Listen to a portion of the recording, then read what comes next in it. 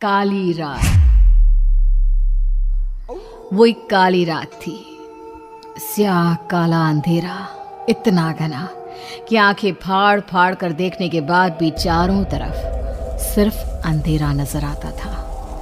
सन्नाटे को चीरती थी तो बस हवा के चलने की सरसराहट, जो इस बेहद वीरान और खौफनाक माहौल को पूरी तरह साथ दे रही थी।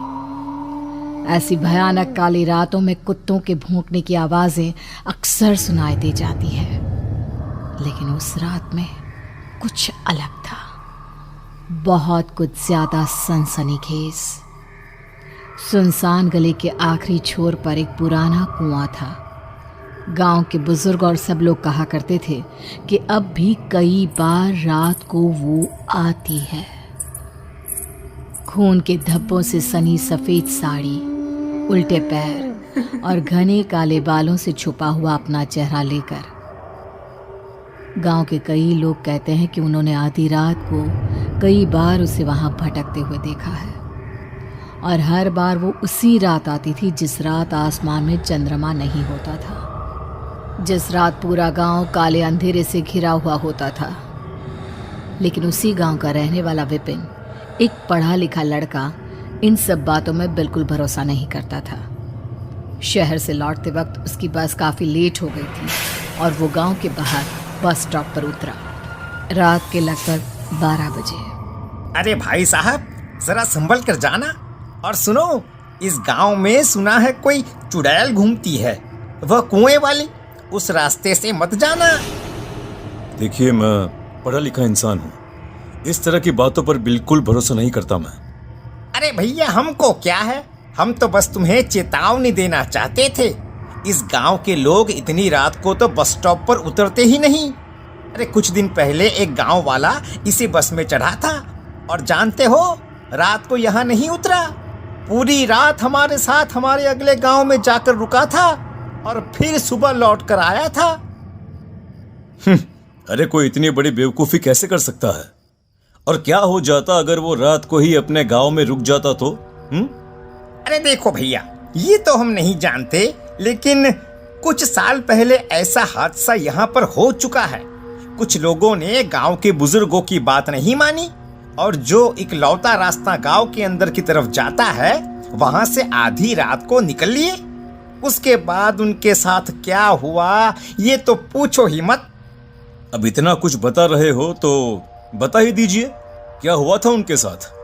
अरे भाई, पहला आदमी अगले दिन मर गया, दूसरे आदमी ने 4 दिन के बाद खुदकुशी कर ली और तीसरा सुना है कि शहर के पागल खाने में भर्ती है। अरे ये सब बेकार की बातें हैं, ऐसा कुछ भी नहीं है, मैं इन बातों को नहीं मानता। देखो भैया, मैं एक आखिरी बार कह रहा हूँ, अपने घर सुबह चले जाना, अभी मेरे साथ चलो, मेरे घर रुक जाओ। देखिए, आप चिंता मत कीजिए, मेरे साथ कुछ नहीं होगा। अरे भैया, परेशानी की बात तो ये है कि गांव के अंदर जाने के लिए एक ही रास्ता है, वही कुएं वाला रास्ता, और आज अंधेरी रात भी है। कहीं ऐसा ना हो सफेद कपड़ों वाली चुड़ैल वहीं भटक रही हो। कोई बात नहीं, अगर भटक रही होगी तो उससे भी मुलाकात कर लेंगे, अपना फोन नंबर दे देंगे और फिर अगली बार जब आपसे मिलेंगे तो बात जरूर करवाएंगे आपकी। अरे ठीक है भैया, जैसी तुम्हारी मर्जी। और चुड़ैल का फोन नंबर आप अपने पास ही रखना, हम तो चले। विपिन बस ड्राइवर की बात नहीं सुनता और गांव के सुनसान रास्ते पर आगे बढ़ता है। आज पहली बार विपिन का दिल जोर से धड़क रहा था, उसे थोड़ा थोड़ा सा डर लगने लगा था। आज पहली बार न जाने क्यों उसके कलेजे में कंपकपी सी हो रही थी। लग रहा था जैसे शायद गांव वालों की बात सच हो, और अगर सच हो गई तो क्या होगा।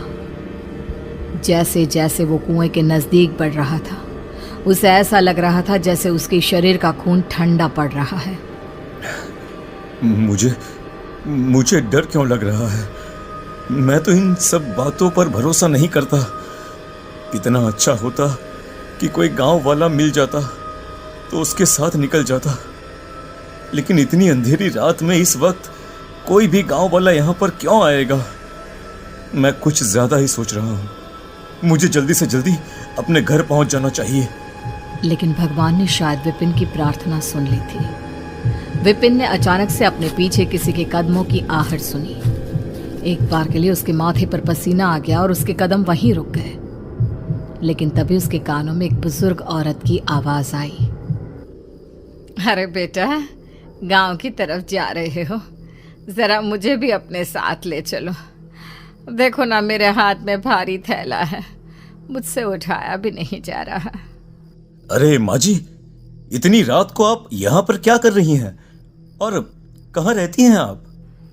वही गांव के मंदिर के पीछे की तरफ मेरा घर है बेटा। क्या है ना, पास वाले गांव गई थी, लौटने में देरी हो गई। अरे कोई बात नहीं माँ जी, आप मेरे साथ चलिए।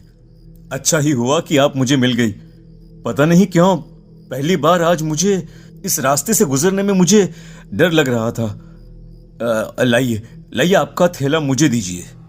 भगवान तुम्हारा भला करे। लो बेटा, ये थैला तुम पकड़ लो। विपिन उस बुजुर्ग औरत का थैला उठाकर उसके पीछे पीछे चलने लगता है। जैसे ही वो दोनों उस कुएं के नज़दीक पहुंचते हैं, अचानक से कुएं से किसी की आवाज़ आती है। मैं तुम्हारा ही इंतजार कर रही थी, कहाँ थे तुम? बेटा जल्दी चलो, मुझे लग रहा है उस डायन के आने का वक्त हो चुका है। अगर हम यहाँ से सही वक्त पर नहीं निकले तो हम दोनों को खा जाएगी। क्या हुआ माँ जी, क्या हुआ? क्या आपने भी वही आवाज सुनी जो अभी अभी मैंने सुनी थी? हाँ, तुम ठीक कहते हो, वो आवाज़ मुझे भी सुनाई थी। अब जल्दी चलो, हम यहाँ से जल्दी निकलते हैं बेटा।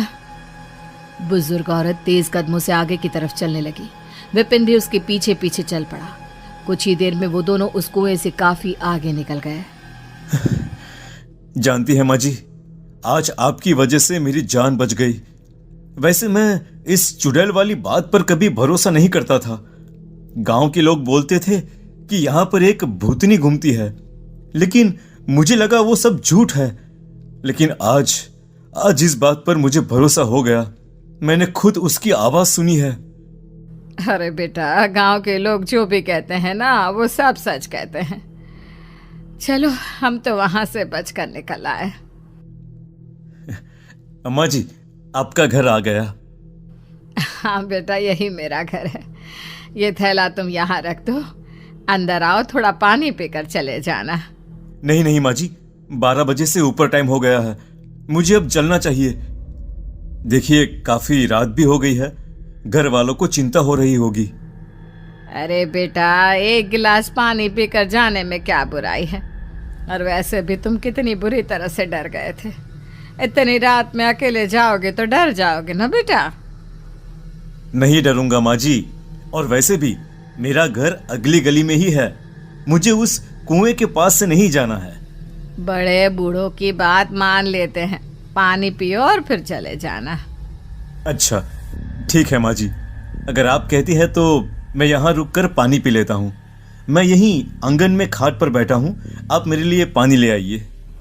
वो बुजुर्ग औरत धीरे धीरे कदमों से चलते हुए घर के अंदर जाती है और कुछ ही देर के बाद विपिन को अपने कानों में घुंघरुओं की आवाज़ सुनाई देती है।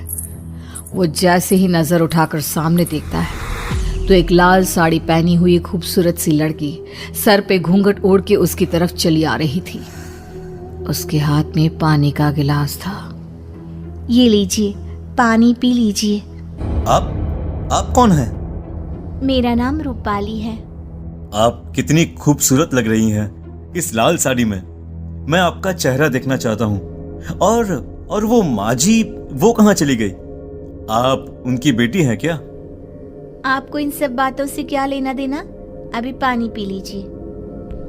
इतना कहकर रूपाली जैसे ही अपना हाथ आगे बढ़ाती है, विपिन का हाथ उसके हाथ से टच हो जाता है। विपिन अब अपने आप पर कंट्रोल नहीं कर पा रहा था। वो रूपाली की खूबसूरती में जैसे खोता जा रहा था। वो जल्दी से जल्दी रूपाली का चेहरा देखना चाहता था, इसलिए पानी का गिलास एक तरफ रखकर वो अपनी जगह से उठ खड़ा हुआ। उसने अपना हाथ रूपाली के घूंघट की तरफ बढ़ाया, जिस पर रूपाली कुछ कदम पीछे हट गई। अरे अरे, डरो मत, मैं तुम्हारे साथ कुछ गलत नहीं करना चाहता। मैं तो बस एक बार तुम्हारा चेहरा देखना चाहता हूँ। तुम जो करना चाहते हो वो यहाँ नहीं हो सकता। उसके लिए तुम्हें मेरे साथ इस घर से बाहर चलना होगा। अरे लेकिन क्यों? ओ समझ गया, वो तुम्हारी अम्मा है इस घर में। शायद इसलिए तुम्हें उनसे डर लग रहा है। अरे वाह, तुम तो बहुत समझदार हो। चलो मेरे साथ आओ। बिना कुछ सोचे समझे विपिन रूपाली के पीछे पीछे चल पड़ता है। रूपाली विपिन को उसी कुएं के पास ले जाती है जहां पर अक्सर वो सफेद साड़ी वाली भूतनी घुमा करती थी। अरे तुम इस वक्त मुझे यहाँ पर क्यों लेकर आई हो? क्या तुम जानती नहीं ये जगह बहुत खतरनाक है? जानती हूँ, लेकिन पता है डर की वजह से इतनी रात को यहाँ पर कोई नहीं आता। तुम और मैं आराम से यहाँ बैठकर बातें कर सकते हैं। मुझे बस एक बार तुम्हारा चेहरा देखना है। अच्छा ठीक है, फिर अपनी आंखें बंद करो, मैं अपना घूंघट हटाती हूँ। विपिन ने अपनी आंखें बंद की। अब अपनी आंखें खोलो।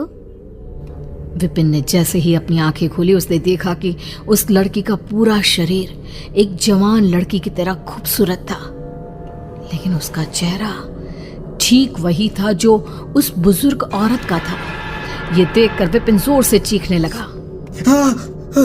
नहीं, क्या है ये सब? और कौन हो तुम? वो लड़की बिना कुछ कहे विपिन के सामने ही उस कुएं में कूद गई और विपिन पागलों की तरह उसे आवाज लगाता रहा। वो पूरी रात वहां बैठकर आवाज लगाता रहता है। धीरे धीरे सुबह होती है और विपिन को इस हालत में देखकर गांव के लोग वहां इकट्ठा हो जाते हैं।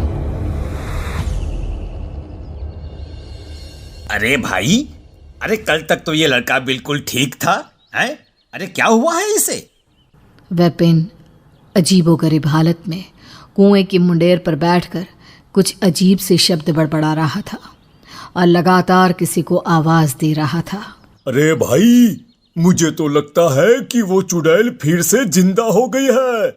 उसकी वजह से ही इस लड़के की ऐसी हालत हुई है।